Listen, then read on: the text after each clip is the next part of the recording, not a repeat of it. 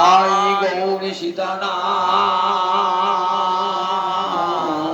প্রেমানন্দে একবার হরি হরি বল। নিতাই গৌরী সীতানাথ প্রেমানন্দে একবার হরি হরি বল। নচ কনক মাণিক্য বিহ ন যাচে অহংরম মাং সকল জন কাম্মাং বড় বধূ সদা কালে কালে প্রমথপতি না গীত চরিত জগন্নাথ স্বামী নয়ন পথগামী ভব তুমি। জগন্নাথ স্বামী নয়ন পথগামী ভব তুমি। জগন্নাথ স্বামী নয়ন পথগামী ভব তুমি। বিন্দে শরণ আমার কোটি কোটি দণ্ডবত প্রণিপাত। মহাপ্রভু জগন্নাথের সামনে দাঁড়িয়ে কি বলছেন দেখো। নবৈ যাচে রাজ্যং ন চ কনক মাণিক্য বিভব ন যাচে অহং রম্যাং সকল জন কাম্যাং বড় বধূ সদা কালে কালে প্রমথপতিনা গীত চরিত জগন্নাথ স্বামী নয়ন পথগামী ভব। হে জগন্নাথ, তোমার কাছে আমি রাজ্য সম্পদ চাই না, সোনা চাই না, মানিক কনক মাণিক্য বিহ, সোনা চাই না, মানিক চাই না, অতুল ঐশ্বর্য চাই না। ন যাচে অহং রম্যাং সকল জন কাম্যাং বড় বধূ। সকল জনে যা চায় তেমনি সুন্দরী পত্নীও আমি কামনা করি না। তাহলে কি কামনা করো? সদা কালে কালে প্রমথমতি না গীত চরিত্র। যুগে যুগে মহাদেব যার গুণকীর্তন করছেন, যার চরিত্রের গুণকীর্তন করছেন, সেই জগন্নাথ স্বামী আমার নয়ন গোচর হন। জয় নিতাই জয় নিতাই। যেই কৃষ্ণ সেই গৌর সেই জগন্নাথ। বাসুদেব ঘোষে কহে জুড়ি দুই হাত। যেই কৃষ্ণ সেই গৌর সেই জগন্নাথ। রাধা মাধবী দুটো মূর্তি এক হয়ে আমার গৌরাঙ্গ হয়েছে। আবার সেই রাধা মাধবী সেই মাধবী রাধারানীর প্রেমে গলিয়ে জগন্নাথ হয়েছে। গৌরাঙ্গ হয়ে দুই তনু এক হয়ে গেছে। চিরদিনের যেন বিরহ চলে গেল। ত্রেতা যুগে রাম অবতারে দেখি সীতা দেবী বাল্মীকির আশ্রয়ে বসে বসে কাঁদছেন আর বলছেন যেন হে ভগবান, আর যেন কখনো আমাদের বিরহ না হয়, কখনো যেন বিরহ না হয়। রাম মূর্তি অঙ্কন করছেন আর চোখের জলে ভেসে যাচ্ছে রামচন্দ্রের মূর্তি। আর কাঁদতে কাঁদতে বলছেন হে বিধাতা, আর যেন রামচন্দ্রের সঙ্গে আমার কোনো জন্মে বিরহ না হয়। সেই বিরহ শেষ হলো কোথায়? গৌরাঙ্গ অবতারে দুই তনু যখন এক হলো, সীতারাম রাধা গোবিন্দ একই ভূত হয়ে যখন গৌর হয়ে এলো, সবার বাসনা পূর্ণ হলো সেদিন। সেই গৌরহরি কথা, গোবিন্দের কথা শুনলে কি হয় দেখুন। সুত গোস্বামী পাদ বলছেন বিশারণ্যে, প্রবিষ্ট কর্ণরন্ধ্রেণ সানাং ভাব সরোরুহং ধুনতি সমরং কৃষ্ণ শরীরস্য যথা শরীর। বলছেন দেখো, প্রবিষ্ট হরি কথা, জগন্নাথের কথা, রাধা মাধবের কথা, গৌর কথা যদি কানে যায়, প্রবিষ্ট কর্ণরন্ধ্রেণ, কানের দুটো ছিদ্র দিয়ে যদি হরি কথা প্রবেশ করে, তাহলে কি করে? হৃদয়টাকে কেমন নির্মল করে না শরৎকালের জলের মতো। বর্ষাকালে জল বললেন না কারণ বর্ষাকালে জল ঘোলাটে থাকে, সে জলে পদ্মফুল হয়? পদ্মফুল হয় না। শরৎকালে জল যখন দেখবেন একবারে স্বচ্ছ হয়ে গেছে, তখন দেখবেন সুন্দর পদ্মফুল ফুটেছে। শরীরস্য যথা শরৎ, শরীরস্য যথা শরৎ। শরৎকালের জল যেমন নির্মল হয়ে যায়, হরি কথা শুনতে শুনতে কর্ণরন্ধ্র দিয়ে হরি কথা প্রবেশ করি, হৃদয়ের সব ময়লা দূর ফুটে ওঠে, শরৎকালের সরোবরে যেমন পদ্মফুল ফোটে, আর ভক্তের হৃদয় সরোবরে কি ফোটে? ভক্তি কমলে ফুটে ওঠে। ভক্তি কমল ফুটে কার? সানাং। সানাং মানে যার নিজ ভক্ত, যারা বসে বসে কান পেতে শুনছে, তারাই তো গোবিন্দের নিজের জন। যারা হরিকথা শুনছেন তাদের হৃদয়ে এসে বসেছেন। ছিন্নতাং সকথা কৃষ্ণ পূর্ণ শ্রবণ কীর্তন হৃদন্তস্থ ঝ ভদ্রাণী বিধুনতি সুইসদা। সুত গোস্বামী পাদ বলছেন, আমরা যজ্ঞ করছেন তো, যজ্ঞের কি হবে ফল? বাইরেটা ধোঁয়াতে তো দেহ মন সব কালো হয়ে যাবে। আবার পাওয়ার মধ্যে কী পাবেন? বড় যে স্বর্গ পাবেন, স্বর্গে যে পুণ্য ক্ষয় যে চলে যাবে। চিত্ত তাতে নির্মল হবে না, কিছুই হবে না যাগযজ্ঞ করলে। তাই বলছেন দেখো, হরিকথার আসর বসা, হরিকথা আসে, এত বড় মহাযজ্ঞ আর হয় না। ছিন্নতাং সকথা কৃষ্ণ, যেই হরিকথার আসর বসাছেন না, সঙ্গে সঙ্গে গোবিন্দ এসেছেন প্রথম শ্রোতা হয়ে। শুনেছেন তামালতলা বাড়িতে আজকে হরিকথা হবে, গোবিন্দ তো আছেনই, আবার গোবিন্দ স্বরূপ এসেছেন। প্রতিমা মূর্তি ধরে তো রয়েছেনই, আবার স্বরূপ এসেছেন। কই দেখতে পাচ্ছি তো এসেছেন, কোথায় আছে? বলছি যারা ছিন্নতাং, যারা কান পেতে বসে কথা শুনছে না, তাদের হৃদয় অন্তস্থ, হৃদয়ের মাঝখানে ঢুকে পড়েছে। যদি জায়গা না পায়, আগে থেকে বসে পড়েছেন হৃদয় অন্তস্থ। তা গোবিন্দ কি ময়লা জায়গায় ঢুকবে নাকি? আমার তো জায়গাটা পরিষ্কার করা নাই, ঢুকবে কি? বলে পরিষ্কার তোমাকে করতে হবে না। কি করবে? বলে সভদ্রাণী বিধুনতি, নিজে যত অভদ্র আছে না, যত মল বাসনা, অত বিষয় বাসনা আছে না, যত কামনা বাসনা আছে, যত ময়লা আছে না, সহস্তে গোবিন্দ সে ময়লা পরিষ্কার করে দেবেন। নিজের বসার আসনটা নিজেই করে নেবেন, আপনাকে করতে হবে না। কেমন? তিনি যে আপনার সুহৃদ, আপনার বাড়িতে কোনো বন্ধু এসেছেন তো, খুব ঘনিষ্ঠ বন্ধু, এককালে একসঙ্গে পড়াশোনা করেছেন, খেলা করেছেন, একবারে হরিহর আত্মা।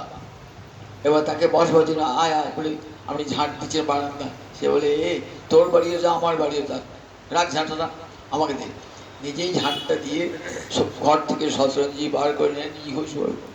গোবিন্দ ঠিক দেব সুইট সদা, যারা হরিকথা বসে শুনছেন না, তাদের তিনি সুইট, তাদের বন্ধু বলে। হরি ওই ময়লা পরিষ্কার, হৃদয়ের ময়লা পরিষ্কার করবার জন্যে আর জ্ঞান যোগ যার যোগ্য কিছুই করতে হবে না।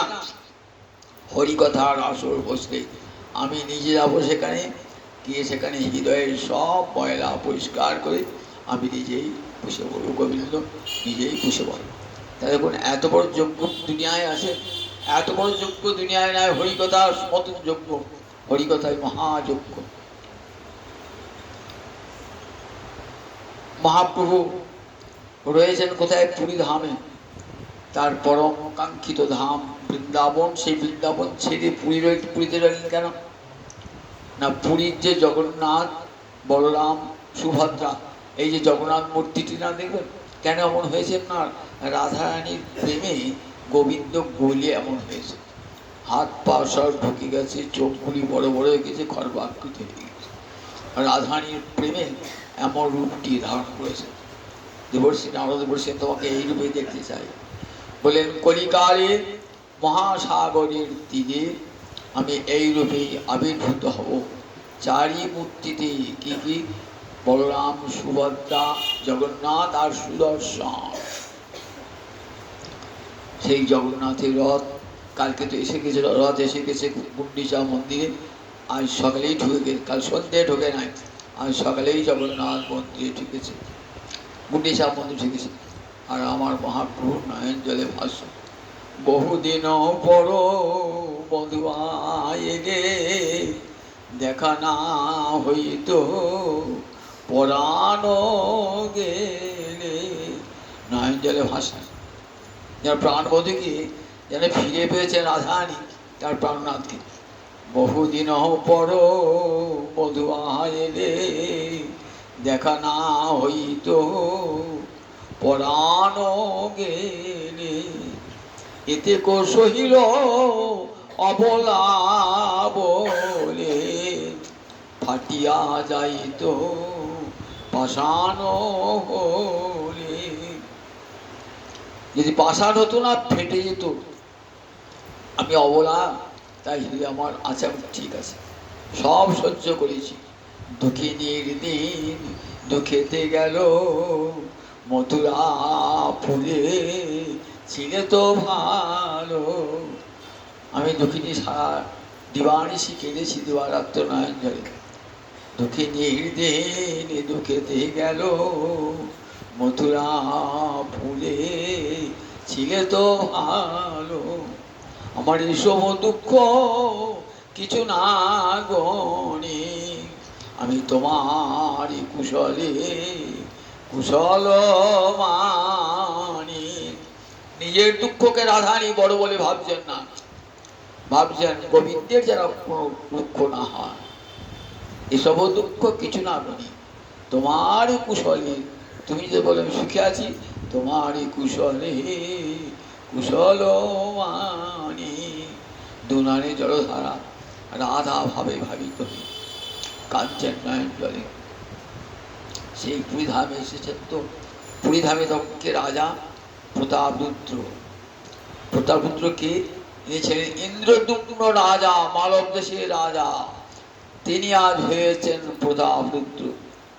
অন্তরে বড় ইচ্ছা গৌর হরির কৃপা লাভ করব। বাসুদেব সার্বভৌমের কাছে শুনেছেন গৌর হরি সাক্ষাৎ ভগবান, তাকে ষড়ভুজ মূর্তিতে দর্শন দিয়েছেন এবং তাকে তর্কে পরাজিত করে ভক্তিপথে আনয়ন করেছেন।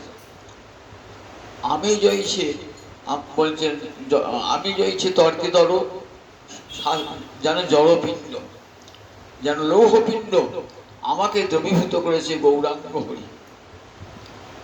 তর্কশাস্ত্রে জড় লৌহপিণ্ড আমাকে গৌর হরি তার প্রেমেতে গড়িয়ে দিয়েছে। এ কথা শুনে প্রতাপরুদ্রের অন্তরে বাসনা জেগেছে যে আমি কেমন করে গৌরাঙ্গ হরির কৃপা পাব। বলছেন সার্বভৌম, সব শুনলাম তোমার কাছে, তুমি একটু আমার হয়ে মহাপ্রভুর কাছে নিবেদন করো না, আমি যেন তার কৃপা থেকে বঞ্চিত না হই। পণ্ডিত সার্বভৌম বলছেন মহাপ্রভুকে, প্রভু একটা কথা বলতে সাহস হচ্ছে না, বলবো কি? মহাপ্রভু বলছেন, দেখো যদি তোমার কথা রাখবার মতো হয় আমি রাখবো, আর নইলে রাখবো না। তখন বলছেন, প্রভু কৃপা করে একবার রাজা প্রতাপরুদ্রকে দর্শন দাও। ও তাহলে বলছে আমি কটকে যাই, কটকে গিয়ে রাজাকে দর্শন করে আসি। লোক আমাকে কি বলবে? লোক আমাকে কি বলবে? দেখো কেমন সন্ন্যাসী রাজ অনুগ্রহ পাওয়ার জন্য বিষয়ের গৃহে ছুটছে, বিষয়ের গৃহে ছুটছে। আজকালকার সাধুরা যেমন করে, বিষয়ের গৃহে যায়, ধনী গিয়ে টাকা পয়সা পায় বলে। দেখেন আমার মহাপুরুষ সন্ন্যাসী ছিলেন না, বললেন না না ধরো এরপর যদি আমাকে অনুরোধ করো, আমি কিন্তু আর পুরীতে থাকবো না। কোথায় যাবে প্রভু? আমি আলালনাথে চলে যাবো। আলালনাথ নারায়ণ শঙ্কচক্র গদা পদ্মমূর্তি। তামিল ভাষায় বলতো আলবার। কৃষ্ণ ভক্তগণ কি বলতো? আলবার। আলবার থেকে আলবার হয়েছে। ওইখানে ব্রহ্মা বসে তপস্যা করেছিলেন নারায়ণকে, তাই ওই জায়গাটার নাম ব্রহ্মগিরি। প্রায় 20-22 মাইল দূরে জগন্নাথ মন্দির হতো। মহাপূজা যখন অনবর্ষার কাল হতো না, জগন্নাথ দর্শন হতো না, মহাপুজো চলে যেত। দেখো এরপর আমাদের পুনরায় অনুরোধ করো, আমি চলে যাবো আলালনাথে, তো আমি থাকবো না।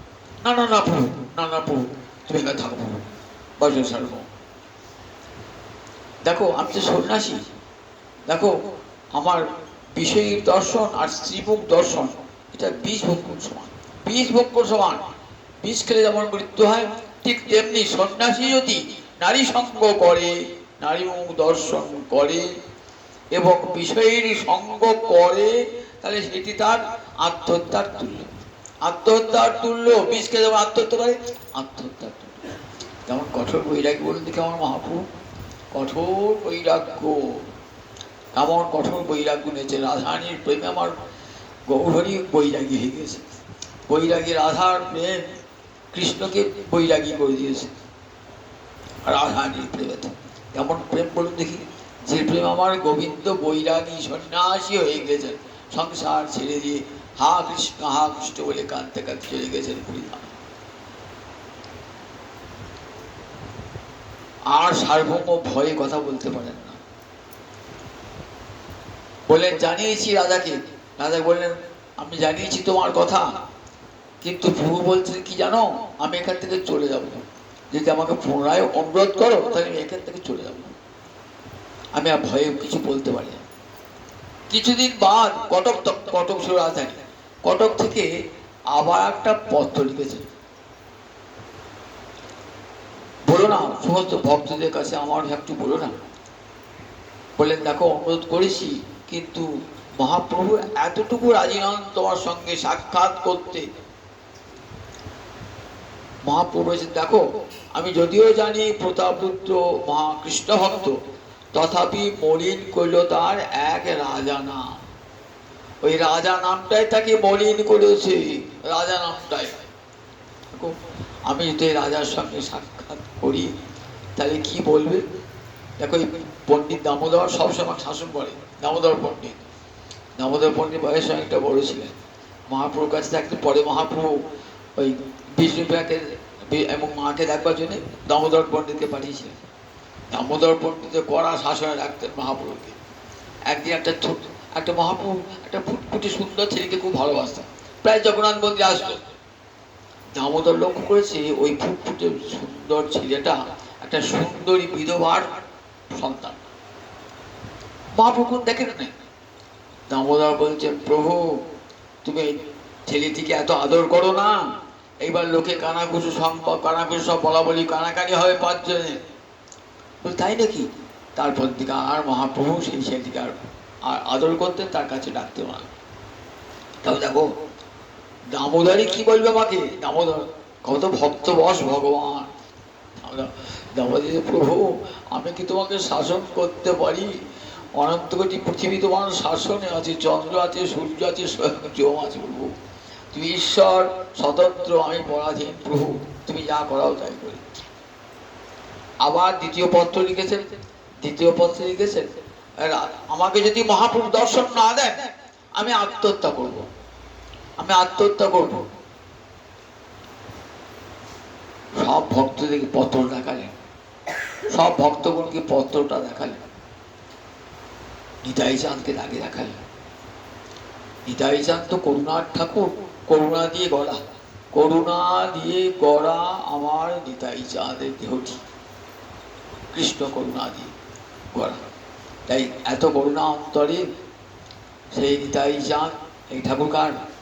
নিতাই চাঁদের নাতি ঠাকুর প্রেমানন্দ গোস্বামী, প্রভু নিত্যানন্দ। আমরা অনেকেই জানেন না হয়তো, প্রভু নিত্যানন্দের নাতি মা গঙ্গার ছেলে প্রেমানন্দ এই রাধামাধবকে নিয়ে এসেছিলেন। নিত্যানন্দের নাতি সেই নিতাই চাঁদের দেহটা কি দিয়ে গড়া? করুণা দিয়ে গড়া। মনটা ঘুরে গেল। এ রাজার অন্তরে এতখানি গৌর ভালোবাসা। প্রতি সার্বভৌমের নিতাই চাঁদকে নিয়ে কাজ হবে। চলো মুখপাত্র হয়ে, প্রতিনিধি হয়ে আর সব ভক্তগণ গেলে নিতাই চাঁদ আগে যাচ্ছে। প্রভু একটা কথা তোমাকে নিবেদন করতে এসেছি, তুমি রাখলেও রাখতে পারো, না রাখতে পারো, তবু জানাবো, অনুরোধ করবো। ইচ্ছে হলে রাখবে, নয় রাখবে না। কি বলতে এসেছো? দেখো প্রতাপরুদ্র কারণ পত্র লিখেছে। দেখো বলছেন প্রভু যদি আমাকে কৃপা না করে তাহলে কি করবো? আমি নিজের প্রাণ শেষ করব। আমাকে দর্শন যদি না দেন আমি প্রাণ শেষ করব। মহাপ্রভু তো নির্বাক কথা বলছেন না। বলেন দেখো আমি যদি আজ রাজদর্শন করি তাহলে লোকে কি বলবে?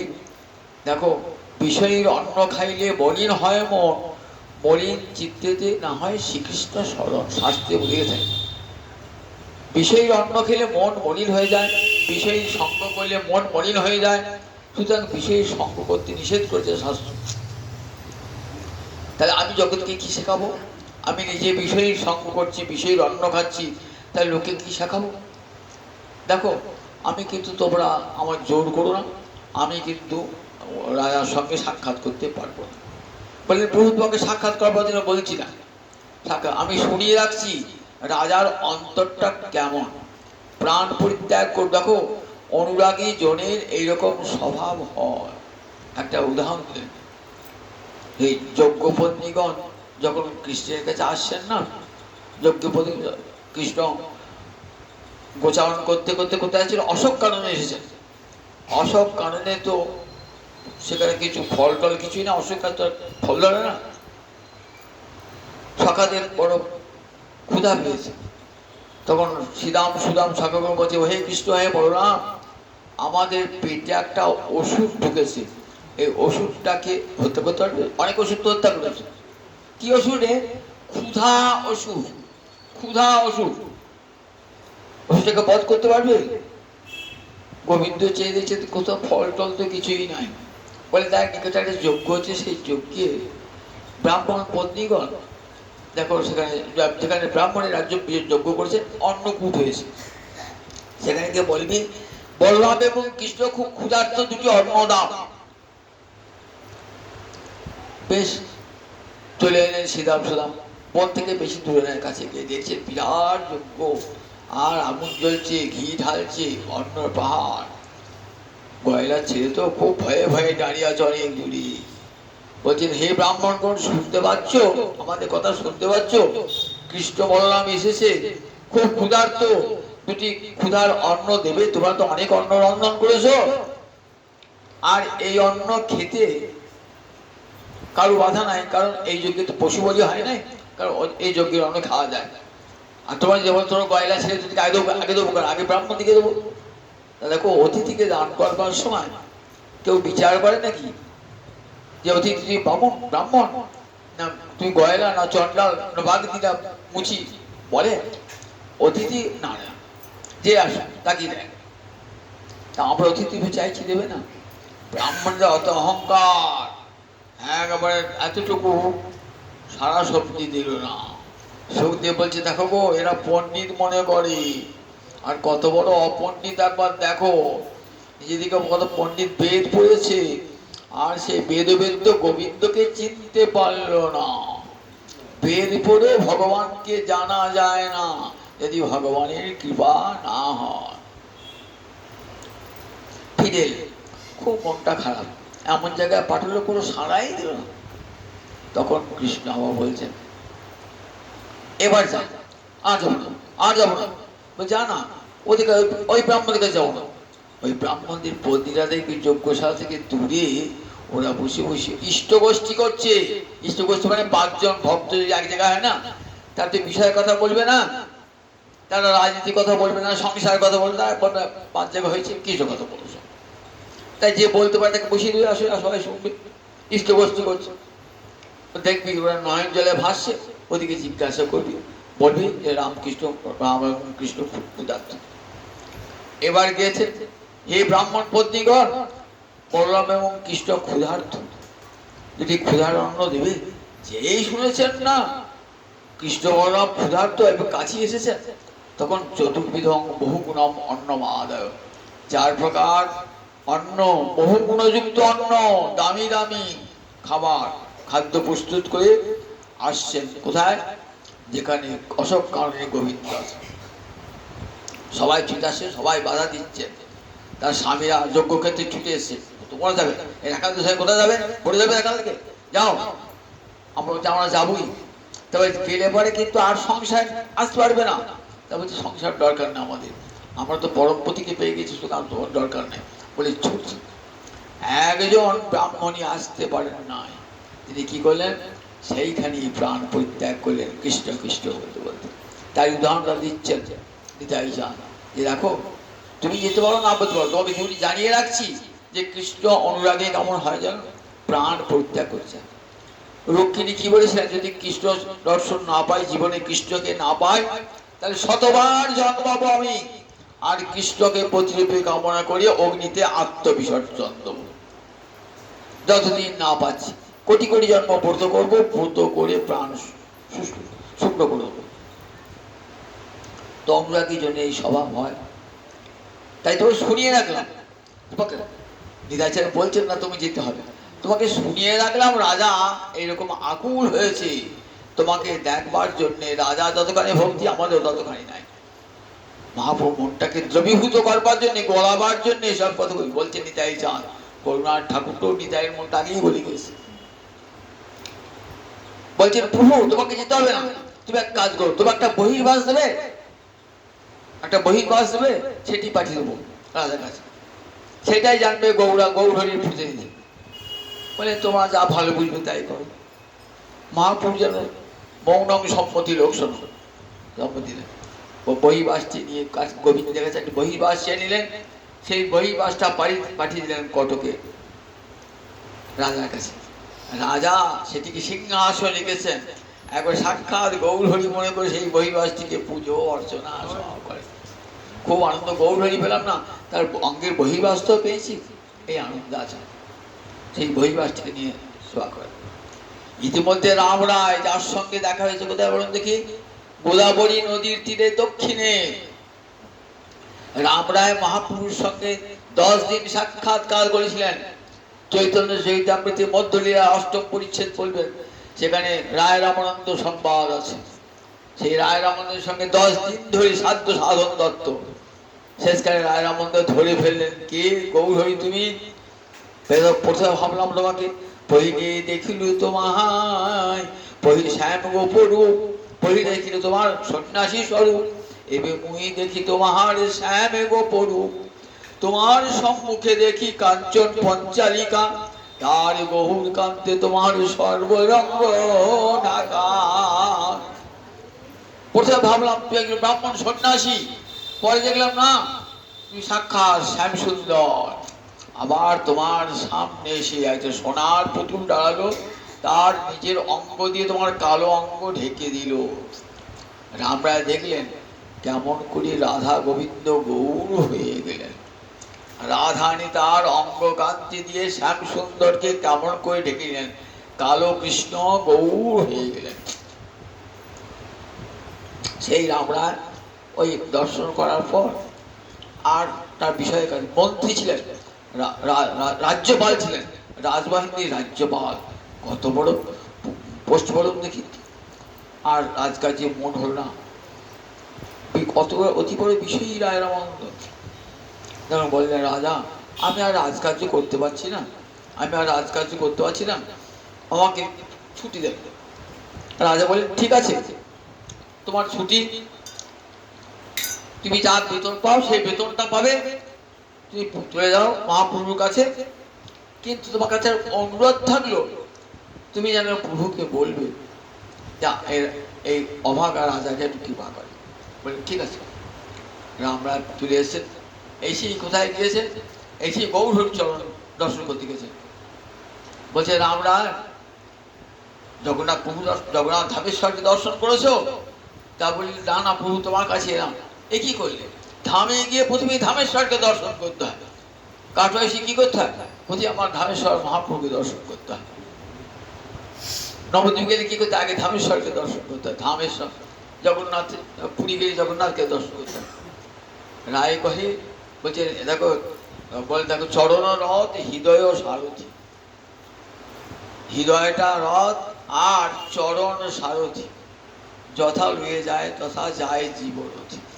সারথি রথটাকে যেখানে নিয়ে যাবে সেইখানে যাবে, আমার চরণ দুটো তোমার কাছেই নিয়ে এলো। প্রভু একটা অনুরোধ, একটা অনুরোধ প্রভু তোমার কাছে। কি অনুরোধ? দেখো রামরায় এত রাজা এত ভালো না, দেখো আমি বললাম আমি আর রাজকার্য করতে পারছি না, তার জন্য আমাকে জেলেও পড়েন নাই, কিছুই পড়েন না, কোনো শাস্তি। উপরন্তু বললেন তোমার যা বেতন সেই বেতন তুমি পাবে, আর মহাপুরুষকে বলবো আমাকে যেন কৃপা করে, তুমি মহাপুরুষ সেবা করো। তা প্রভু একবার প্রতাপরুদ্রে দেখা হোক, চলো একবার দেখাও না, প্রতাপরুদ্রকে তোমার সেই চরণদুটো দেখাও না। বলে রামরায় এমন অনুরোধ করো না, দেখো সন্ন্যাসীর অল্প চিত্র সর্বশাস্ত্রের সর্বলোকে গায়, শুক্রবস্ত্রে মসি বিন্দু জয়ছে না লুকায়। সন্ন্যাসী যদি সামান্য ছিদ্র পায় না, লোকে কানাকানি করবে। দেখেছো সন্ন্যাসীটা বিষয়ে গৃহে যায়, নারী সঙ্গ করে। দেখো সন্ন্যাসীটা ভালো মন্দ খাবার জন্য গৃহে গৃহে গৃহে ঘুরে ঘুরে বেড়ায়, লোকে বলবে না? সন্ন্যাসী সামান্য যদি ছিদ্র দেখতে পায়, বলেন শুক্রবস্ত্রে মসিবিন্দু জয়ী ছিল, সাদা ধপধপে কাপড়, যেটা একটু কালির ফোঁটা লেগে যায় সেটা লুকুতে পারে না কেউ। তারপর সন্ন্যাসীর অল্প চিত্র সর্বলোকে গায়, শুক্রবস্ত্রে মসিবিন্দু জয়ী ছিল লুকায়।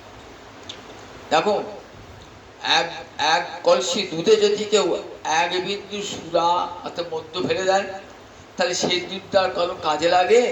ফেলে দেয় লোকে। ঠিক তেমনি ওই রাজা নামটাই দেখো তাকে অপবিত্র করে দিয়েছে। তুমি ভাবছো রাজা নাম, জানো না মহারাজ প্রতাপ, মহারাজ প্রতাপের কতখানি কৃষ্ণভক্তি, যা আমার হৃদয় নাই। বললেন তুমি তো মহাভাগবত, দেখো তোমাকে যে ভক্তি করে, এবার মহাপুণ্যটা দূরীভূত হচ্ছে, তোমাকে যে ভক্তি করে, আমার ভক্তকে যারা ভক্তি করে আমি তাদের বশীভূত হয়ে যাই।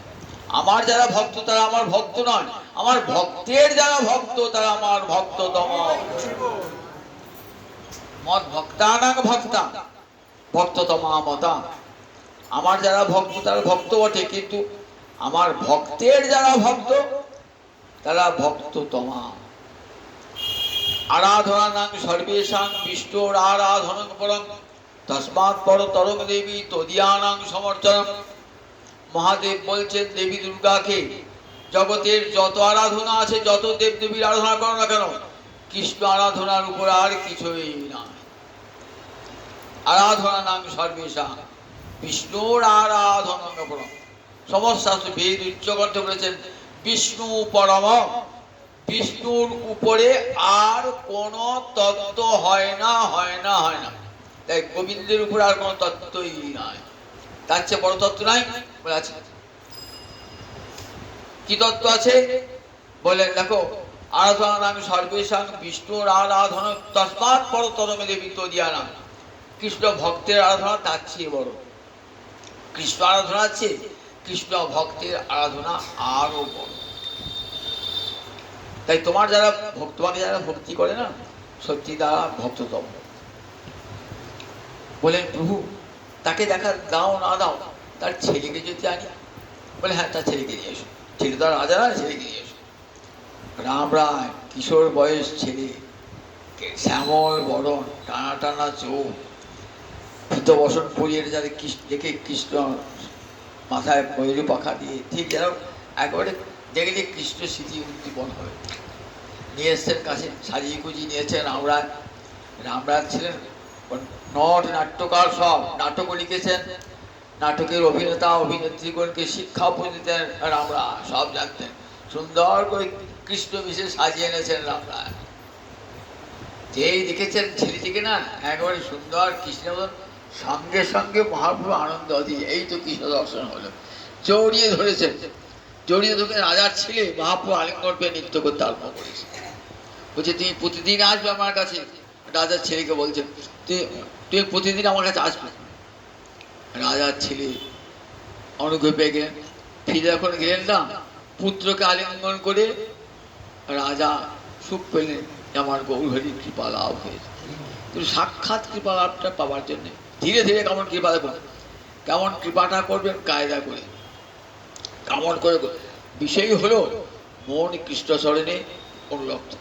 ভাগবত দেখেছেন না, রাজর্ষি ভরত তো রাজা, মহারাজ অমৃত রাজা, যুধিষ্ঠির তো রাজা, কিন্তু কেমন কৃষ্ণ ভক্ত, কেমন হৃদয় খালি কেমন কৃষ্ণ ভক্তিতে ভরা। এরা কিন্তু এখনকার রাজা মতো রাজা না, হৃদয় হরি ভক্তি ভরা। রাজাকে বলা হয় ভগবানের প্রতিনিধি, সুতরাং রাজা তো সেই রকমই হবে।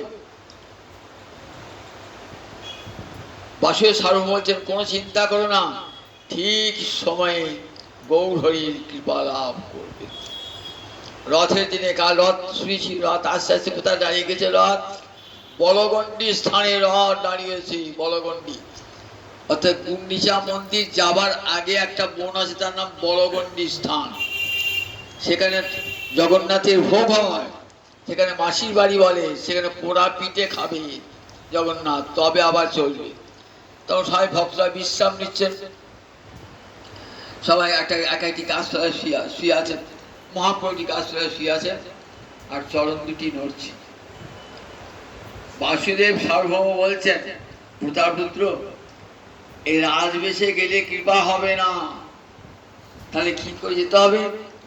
বললেন, তুমি দীন বৈষ্ণব বেশে যাও, দীন বৈষ্ণব বেশে যাও। ওই দেখো, মহাপ্রভু বদন নিষ্ঠুর হতে পারে, কিন্তু তার চরণ বড় করুণা। ওই দেখো চরণ করছে না, চরণ ডাকছে, আয় আয় আজ কৃপা করো বলে। কি করবে? ভাগবতে গোপী গীতির, রাজপঞ্চায়েতের অন্তর্গত গোপী গীতির শ্লোক উচ্চারণ করতে করতে তুমি যাবে। রায় রামানন্দের কাছে শুনে, বাসুদেব সার্বভৌমের কাছে শুনে প্রতাপরুদ্র সেই শ্লোক, জয়তিথিকং জন্মনা ব্রজহস্রত ইন্দিরা শস্যদত্রহি দ্বৈত দৃশ্যতাং দীক্ষুতাবকা তৈদিতা সব বিচিন্নতি তাং। কীর্তন যাচ্ছে, ব্রজগোপীরা কৃষ্ণ হারিয়ে কাঁদছে। কি বলছে? জয়তিথি অধিকং জন্ম না ব্রজ, তুমি যেদিন আবির্ভূত হয়েছে না, সেদিন থেকে ব্রজের উৎকর্ষ বেড়ে গিয়েছে, যারা লক্ষ্মী এসে সেবা করছে বৃন্দাবনে। সয়ত ইন্দিরা শস্যদ, বৈকুণ্ঠে লক্ষ্মীকে সবাই সেবা করে, আর লক্ষ্মী কার সেবা করে? গোবিন্দের সেবা করে। গোবিন্দের সেবা করে যে বৃন্দাবনে এসেছে। জয়তিতে অধিকং জন্ম না, তোমার জন্মের জন্য ব্রজ আরো অধিক উৎকর্ষ লাভ করছে। সয়ত মানে আশ্রয় রাশিকে, ইন্দিরা শস্যদ, লক্ষ্মী সব সময় বিরাজমান। যেখানে গোবিন্দ লক্ষ্মী, সেখানে সব সময় বিরাজমান। ভালো করে শুনে রাখুন, গোপীরা বলছেন, যেখানে গোবিন্দ নাই সেখানে লক্ষ্মীও নেই। সয়ত ইন্দিরা শস্যদ মানে সব সময় রয়েছে। হে দ্বৈত দৃশ্যদান, আমাদেরকে একবার দেখা দাও, দেখা দাও। ও হে মনের প্রাণনাথ, দেখা দাও, দেখা দাও। দ্বৈত দৃশ্যতাং দীক্ষুতাবকা, আমরা যে তোমারই চরণে দেহ মন প্রাণ সব অর্পণ করেছি। তোমার আমাকে চতুর্দিকে খুঁজে খুঁজে বেড়াচ্ছি, কোথায় তুমি? 10 দিকে খুঁজে খুঁজে বেড়াচ্ছি। হে দ্বৈত, তোমার মনে নিশ্চয়ই দয়া আছে, দয়া একটু করবে না? কোথায়? একবার দেখা দাও। তাবকা, তোমার বিরহে প্রাণ চলে যেত, যায় নাই কেন জানো? তৈ ধিতাস হব, গোবিন্দের মধ্যে প্রাণটা যায় নাই কেন? যদি ভালোবেসে থাকো, প্রাণটা আগেই চলে যেত, কিন্তু প্রাণটা তো আমাদের কাছে আর নাই। কার কাছে প্রাণটা আছে? তৈ ধিতাস হব, অসু মানে প্রাণ, বহু বচনে অসব। বলছেন আমার প্রাণটা, আমাদের প্রাণগুলো সব তোমার কাছে, তৈ ধিতাস হব। তুমি প্রাণগুলি ধরে গেছো বলে প্রাণ বিসর্জন হয় না। তাঙ্গে বিচিত্রতে, তোমাকে খুঁজে খুঁজে বেড়াচ্ছে, কোথায় তুমি আছো, কোথায় তুমি আছো। বলতে বলতে সরছে, তব কথামৃত হং তপ্ত জীবনং কবি ভিদিতং কল্মশাপহং শ্রবণ মঙ্গল হং শ্রীমদাততং ভুবি গিনন্তি যে ভুরিদা জনা। তব কথামৃত, তোমার কথা অমৃতের তুল্য। অমৃতের তুল্য হলে স্বর্গের অমৃত পেলিত হয়ে গেল। বললেন না না না, স্বর্গের অমৃত তো সুখদেবকে দিতে চাইলেন, মহারাজ পরীক্ষিতকে খাওয়াও, আর ভাগবতামৃতটা নিয়ে এসো আমাদের বৈকুণ্ঠে। সব ঋষি বলতে, হ্যাঁ হ্যাঁ, না, আমরা স্বর্গের অমৃত খাবার জন্য বসি নাই, আমরা কৃষ্ণ কথামৃত শোনবার জন্য বসেছি। ফিরে নিয়ে দাও তোমাদের স্বর্গীয় অমৃত, তোমাদের যত খুশি খাও, আমরা ওই মতো চাই না। তাহলে স্বর্গের অমৃতকে ধিক্কার দেয়, জ্ঞানীর যে জ্ঞানামৃত তাকেও ধিক্কার দেয় তোমার কথা। তব কথা অমৃত তপ্তানাং জীবন, বলেন তপ্ত জীবন, যারা জগতে আধ্যাত্মিক, আদিদৈবিক, আদিভৌতিক এই ত্রিবিধ তাপে যাদের জীবনটা জ্বলিয়ে পুড়ে যাচ্ছে, তারা শান্তি পায় তোমার কথা শ্রবণে করি। দাও দাও দাবুকা জ্বলছে, পাশে যদি সরোবর থাকে সেখানে ডুব মেরে দেয়, গঙ্গা যে থাকে ডুব মেরে দেয়, আর জ্বলবে না।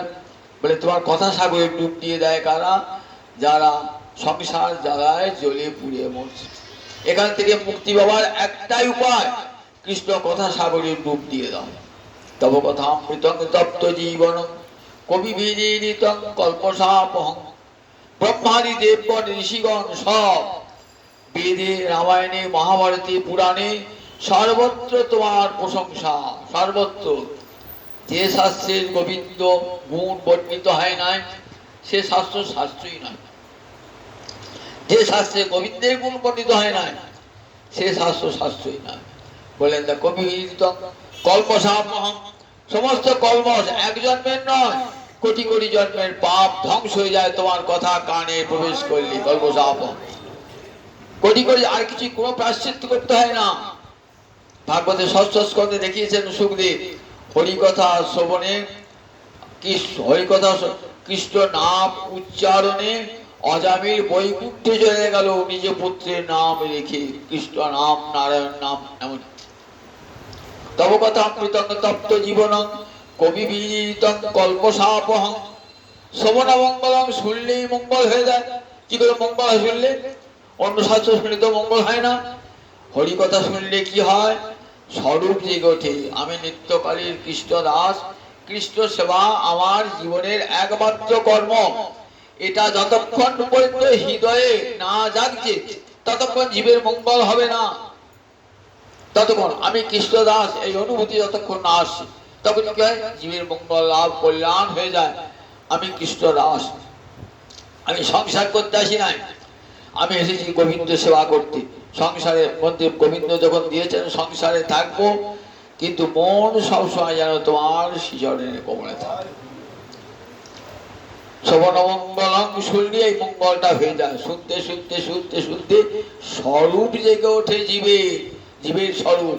আমি যে নিত্যকালীর কৃষ্ণ, দেহাভিমান চলে যায়, আমি নিত্যকালীর, এটাই তো বড় মঙ্গল।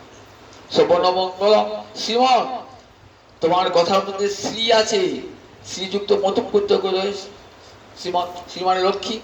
তোমার কথা যেখানে লক্ষ্মী সেখানে বিরাজ করছেন সব সময়।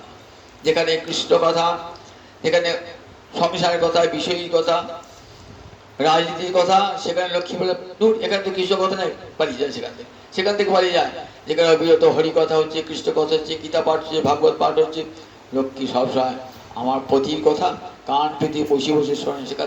সেখান থেকে উঠবেন না লক্ষ্মী। তাই শ্রীমৎ আততং হরিকথা সর্বত্র ছড়িয়ে রেখেছেন। সর্বত্র সাধুরা, ঋষিরা, ব্যাস, সুত গোস্বামী, সনকাদি ঋষি সর্বত্র ভূমি আততং সর্বত্র বিস্তৃত হয়ে রয়েছে। ভুরিদা জনা পরে যারা এই হরিকথা জগতে প্রচার করে, ব্যাস, বাল্মীকি, এরা সব হরিকথা, বাল্মীকি রামায়ণ রচনা করেছেন, ব্যাসদেব মহাভারত পুরাণ রচনা করেছেন, বৈষ্ণব পাঠ বলেছেন। এরা সব কেমন? বেদে ঋষিরা বলে এরা সব ভুরিদা জনা। ভুরিদা মানে প্রচুর দাতা। এত বড় দাতা আর কেউ হয় না। আমরা কেউ 10 কোটি টাকা দান করলো, ও একদিন একদিন ফুরিয়ে যাবে 10 কোটি টাকা, তাতে কোনো লাভ হবে আপনার। কিন্তু হরি কথায় এমন মূল্য যে আপনাকে এমন জীবন দান করবে, সেই জীবনে অক্ষয় সম্পদ লাভ হবে, যা কোনোদিন আর হারাতে হবে না। ভুরিদা জনা বলে, ভুরিদা যারা হরি কথা জগতে জগতে প্রচার করে তারা ভুরিদা জনা। যেই ভুরিদা জনা বলেছেন না আমার মহাপ্রভু, কে তুমি আছো পিতে করিবে মোরহিত,